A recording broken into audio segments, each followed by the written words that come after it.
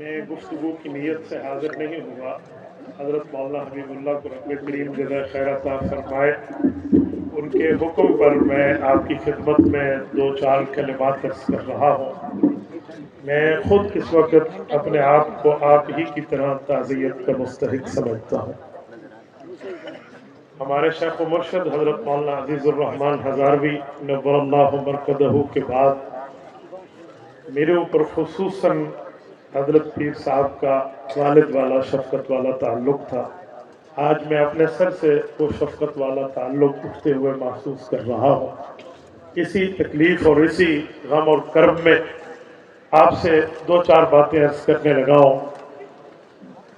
میرے معزز دوستو، بعض جنازے ایسے ہوتے ہیں جن جنازوں میں شرکت کر کے بندہ اپنی مغفرت کا سامان بنا لیتا ہے۔ ہم حضرت کی مغفرت تو یقیناً ہے، اس کے جنازے کے لیے نہیں بلکہ اپنی بخشش کے سامان کے لیے حاضر ہے۔ ائمہ اربعہ میں ائمہ ثلاثہ کے ہاں شہداء کا جنازہ نہیں ہے، وہ بخشائے ہیں۔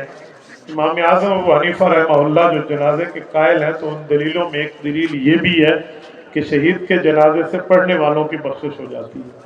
تو میں یہاں اس نیت سے اس جنازے میں حاضر خدمت ہوں۔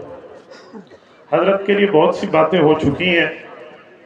مجھے ایک عربی زبان کا شعر یاد آ رہا ہے کہ لیس علی اللہ بمستنکر ان یجمع العالم فی واحد۔ رب کریم پہ بات کوئی مشکل نہیں ہے کہ اللہ تمام جہان کی اچھی صفات کو کسی ایک شخصیت میں جمع کر دے۔ ہمارے حضرت نقشبندی رحمت اللہ تعالی علیہ میں یقیناً ایسی ہی ترتیب تھی۔ رب کریم نے ان کو تمام صفات کاملہ سے نوازا تھا جو ایک شخصیت میں ہونی چاہیے اور نبی پاک کے وارث میں چاہیے، مطلوب ہو، وہ ساری چیزیں یہاں پر موجود تھیں۔ حضرت کا تصوف کا سلسلہ ہو، خانقاہی میدان ہو، تدریسی میدان ہو، خطابت ہو، تصنیف ہو، امامت ہو، یا دین اسلام کا تحفظ کا شعبہ سیاست ہو، ان سب میں حضرت کا کام موجود تھا۔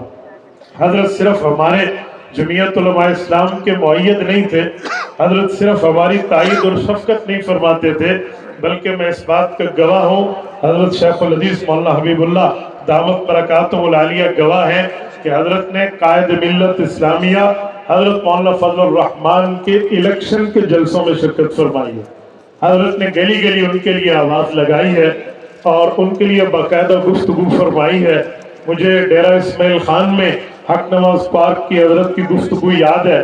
ہمارے بھائی کفیل تشریف فرما ہے، ان کے یہاں حضرت کی آمد اور سیاست اسلامیہ کے دلائل پر یہ ساری باتیں میرے سامنے ہیں۔ رب کریم حضرت کو کروٹ کروٹ مغفرت اور جنت عطا فرمائے، قبر کو جنت کا نور بنائے۔ اللہ رب العزت ان کے تمام پسماندگان سے میں صبر جمیل کی اللہ سے دعا کرتا ہوں اور ان کے ساتھ اپنا قدم بقدم شانہ بشانہ ٹھہرنے کا یقین دلاتا ہوں۔ رب کریم ہمیں حضرت کا فیض عطا فرمائے۔ جزاکم اللہ تعالی وآخر دعوانا الحمدللہ رب العالمین۔